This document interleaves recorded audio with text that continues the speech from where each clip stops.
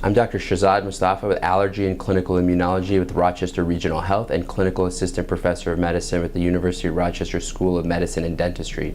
And we're going to talk about the recently released guidelines of the prevention of peanut allergy, which encourage the early introduction of peanuts into the diet of infants as young as 6 months of age.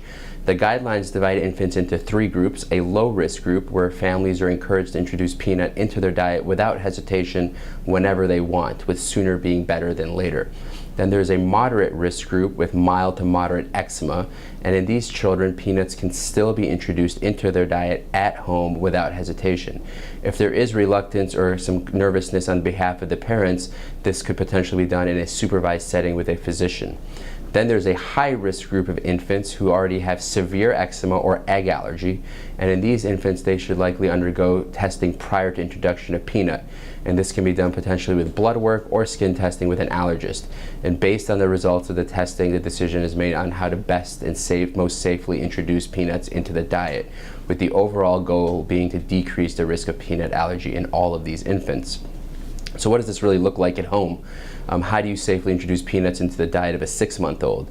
You could mix peanut butter with warm hot water to thin it out, which is safely consumed by infants.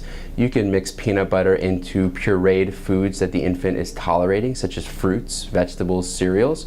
You can use peanut flour to mix it into the foods that the infant is tolerating. That is a safe way to consume peanut protein.